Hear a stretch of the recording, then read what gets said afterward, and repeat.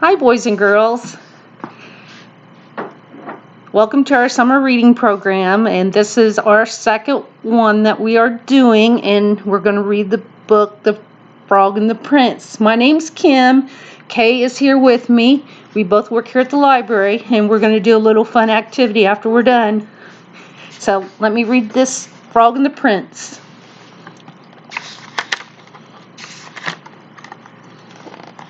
Long ago, there lived a young princess with golden hair, who was so beautiful that the sun would smile whenever it saw her.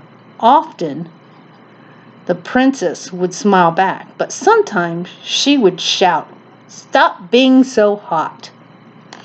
You see, while this princess was usually very nice, sometimes she was not as friendly as she could be. One day, the king gave the princess a ball. It was a golden ball. She loved her new ball. She played with it every day.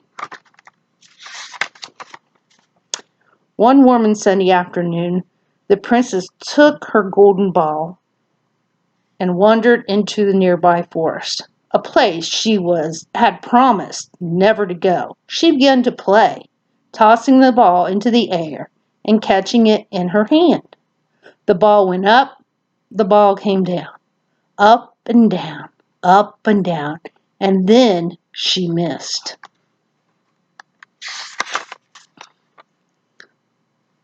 Plunk! The ball fell to the ground. Splash! It rolled into a nearby spring. Glug! It sank into the cold, deep water. "Oh no!" cried the princess. She looked into the deep water, but she could not see her golden ball. The golden ball was gone. The princess began to cry. Louder and louder she wailed. Suddenly, a raspy voice called out, "Excuse me, princess, is there something wrong?"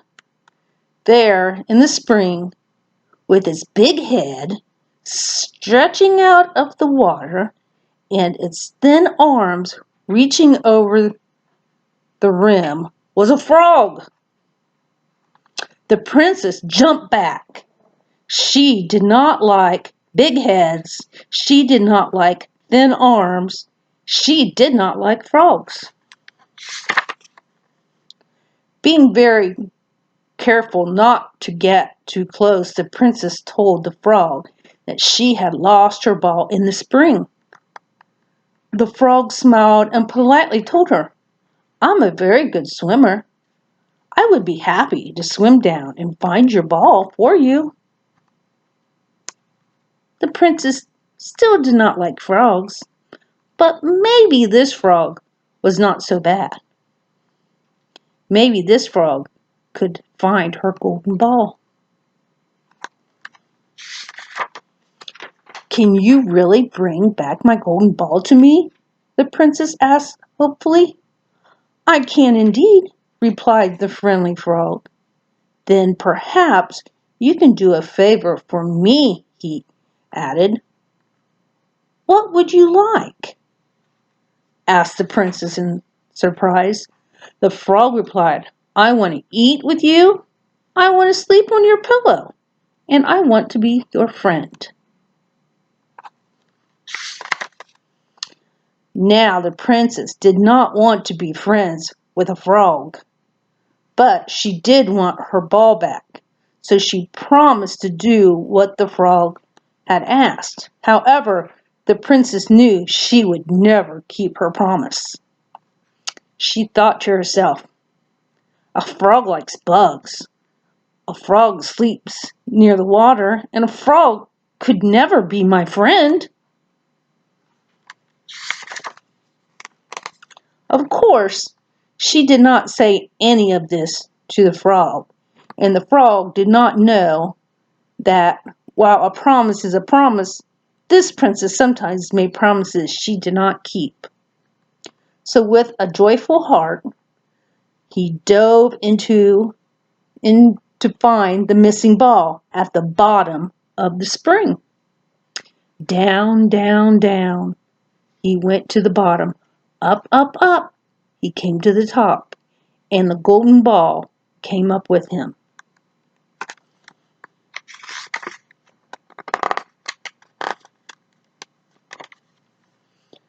The frog proudly dropped the ball at the feet of the delighted princess, and she quickly scooped it up and merrily skipped away. She did not even thank the frog, and she certainly did not intend to be his friend. "Wait," said the frog. "Please come back." But the princess did not come back. So the sad frog jumped back into the spring. The next evening, the princess was eating dinner with her father, the king, when they heard a strange sound. Splitch, splotch, splitch, splotch. Something was climbing the palace stairs. Then a raspy voice called out, "Princess, it's me. Please open the door."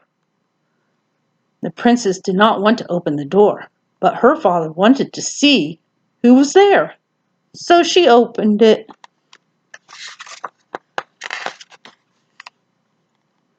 Quickly, she slammed the door shut again. The king could see that she was frightened. "My child, what is it? Who is at the door? Is it a big mean monster?" The princess shook her head and replied, "It is not big, it is not mean, it is not a monster.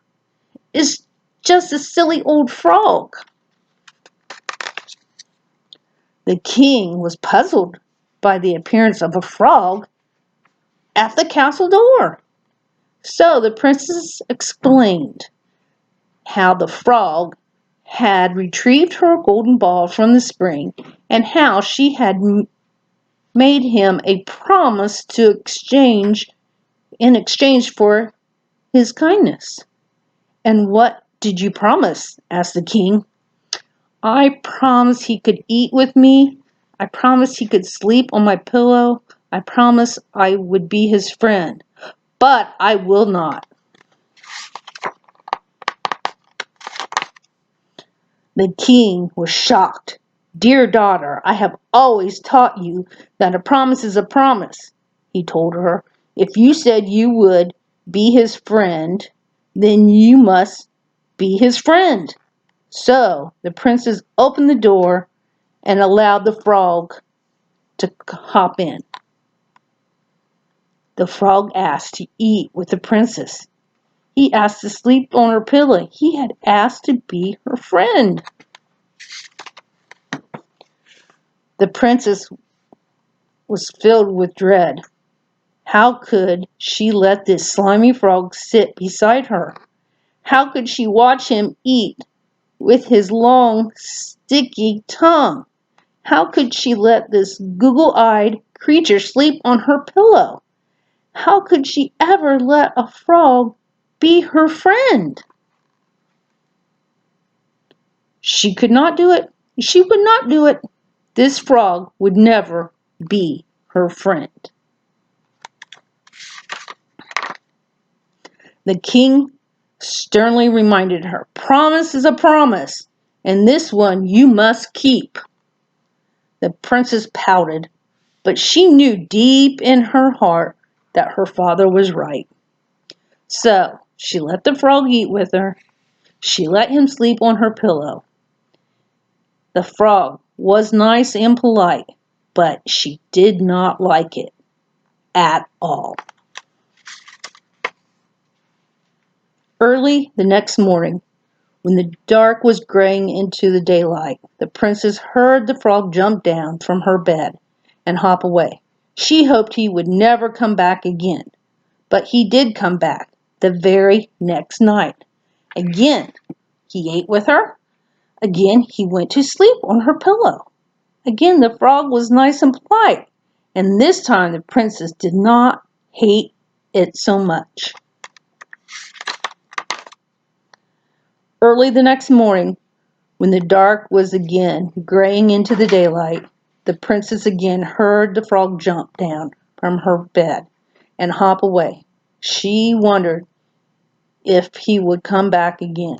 And he did come back the very next night. Again he ate with her. Again he went to sleep on her pillow.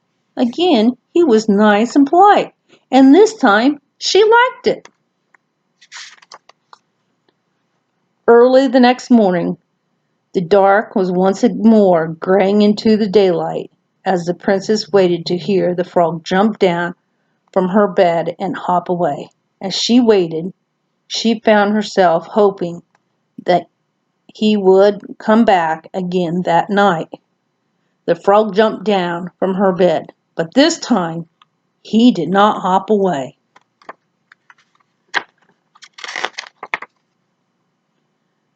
This time was different. This time was magic. The moment his webbed feet touched the floor, the frog was transformed into a handsome young prince.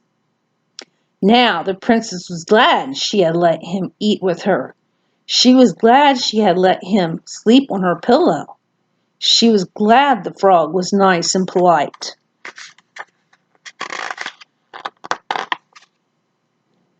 Most of all, the prince was glad that she had kept her promise to be friends. Then the princess and the frog prince made one more promise to each other.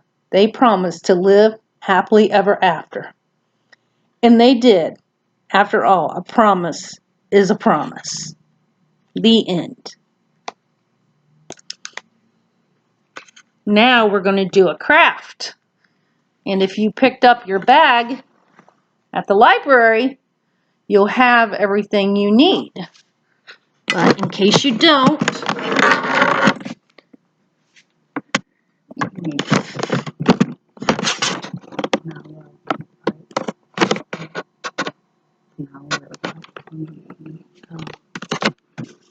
I hope that don't. Hi, I'm Kay. I'm the other librarian here for the program. Put it down for you. We're going to show you how to We're going to show you how to do a catapult, and then to be able to shoot your frog off the catapult, and like he would be jumping. And so you each should have a little frog in your packet, and you have two different sizes of popsicle sticks. You have the thin ones or you have the bigger ones. So you can make whichever size catapult you would want and that you think would work better. And then you have some rubber bands in there to hold it in place. And we can show you how to use a spoon instead of the bottle cap, which you each have a bottle cap too you can put on to set the frog in, or you can use a spoon. So we'll show you both ways, and then you can have, if you have brothers and sisters or someone else with you, you can have flip your frog and see which one can go the farthest, or see if you can flip it like in a bucket or something like that, and race along with that. So it should be a lot of fun. And so we're going to start with showing you how to make it. So you want to take like I'm going to show you with the small popsicle sticks, but it's the same way as the big one. These are what we're making today. And so you take 4 popsicle sticks and you put them together like this, and then you take one of your rubber bands and you just wind it around there till it's really tight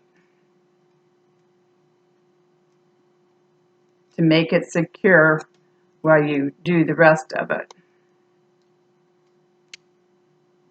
There, so you got all those together like this. And if we're going too fast, you can always stop this video and get caught up and then start it over again. Or not over again, but start it back up where you stopped at. And then we're going to take,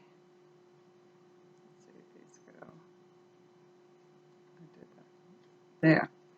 Then you're going to take each one of these and put put them on top of the 4 that you have stacked together.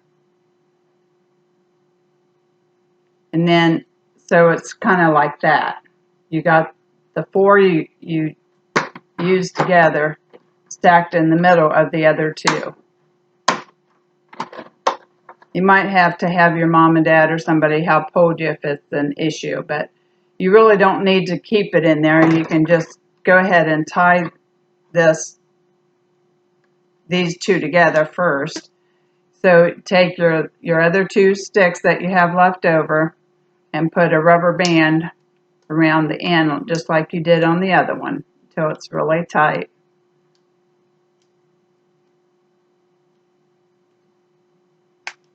So you have it just like this with those 2 together.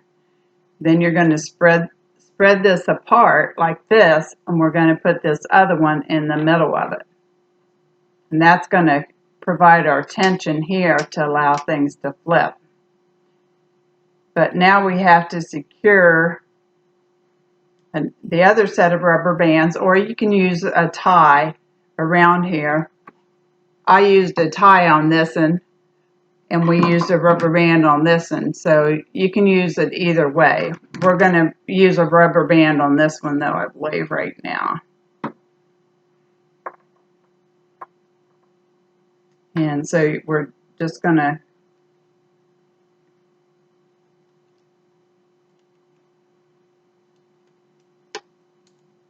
keep going around it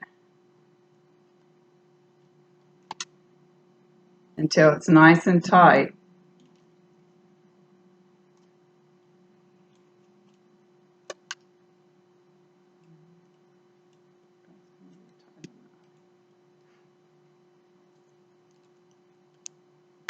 There. So you have it secure, and it should look like that. And then you can take this rubber band set of rubber bands off. You don't really need it. We were just putting that on to help hold them in place. So then you have it like this. Okay. And then we gave you a bottle cap, so you can take some glue and glue the bottle cap to the top of this.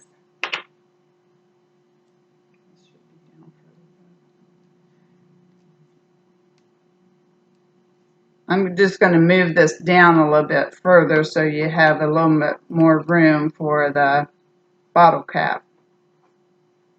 Put it down a little bit further. There. The problem using the bottle cap is that you got to let the glue dry overnight, probably. So instead, we're going to use. So you can use it like just plain like this without the bottle cap, and you can set your frog on it like this, and you hold it. Kim's going to put a little bucket here and see if I can hit the bucket with the frog. And you can just flip it. Whoops, that didn't go very far. We can try again. Okay, 1, 2, 3. Whoop, that went way over. So it depends on how far you pull that down, how far the frog is going to go. So you got to try to imagine how much strength you need to get it in the bucket. I'm not very good at this. Kim's better at this, but whoa! And I'm going to show you how, if you use it with the bottle cap like this, you can put the frog in the bottle cap like that and hold it down and then flip it. That went too far. You kind of have to adjust your oh, I came closer that time to hit it. Here, we'll move it this way. Maybe it'll give her more. Oops. Kim's better at this. You can have. Oh, I came so close that time. But you can see who you can race to see who. I'm not trying to push it down very far. You could move it a lot further, because if I wanted to, I could flip this almost halfway across the room. Kim's. You could have races. You could see who can flip their frog the furthest. You can see who can get it in the bucket first. There's different ways that you can do this. Whoops, she's closer.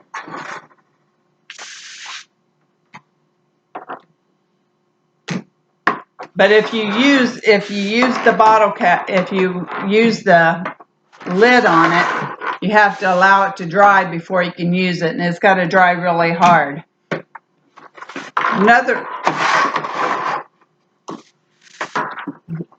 We got to get one in at least. There, Kim got it in. I told you she was better at it than I was. Then the other option is you can use just a regular plastic spoon. And you can put that in between your, put your rubber band over the spoon.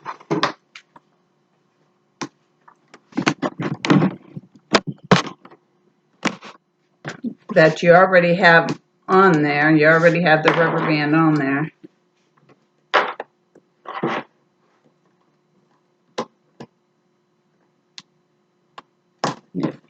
Whoops, I just think I broke my rubber band. Yeah, the rubber band broke. Just a minute, I'm going to have to put a new rubber band on.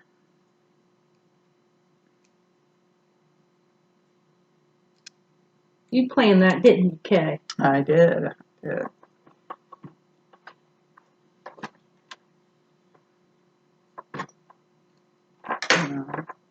Put this on first.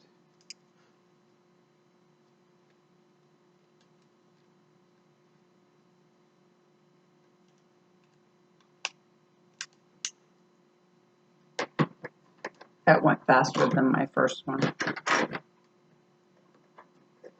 Then get our spoon in here again.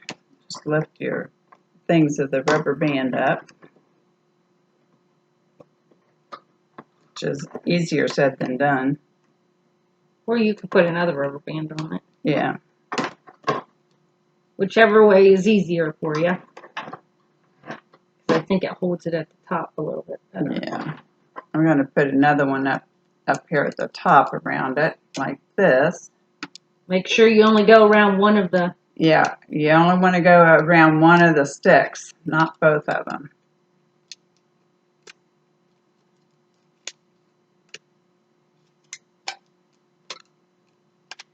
I was getting it tight enough when this is there.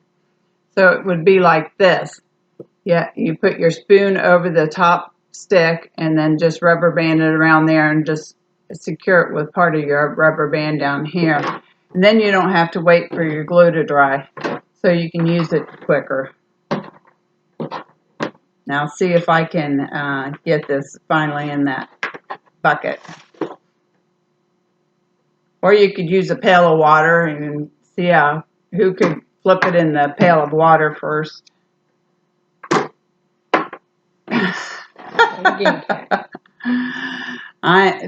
She's gonna move the bucket so I finally get one in, I think. Oh, still didn't work. You got to be better at this than I am, but there, I finally got one in. So there's several different ways, and like I said, you could race to see who can get it in the bucket quicker. You could see who can go flip their frog the farthest. I mean, there's a lot of different things that you can do with this. And catapults have been around for a long time. Way back in the Christian time, they used them for all kind of things. And so I think you'll have a lot of fun with it. If you have access to your computer at home, have mom and dad take some pictures or and send them in to us, or video tape it and send it in. We'd love to see it. And hope you enjoy your little craft here and you enjoyed this story. And we hope to see you back the next time. Bye. Bye. Have a good day.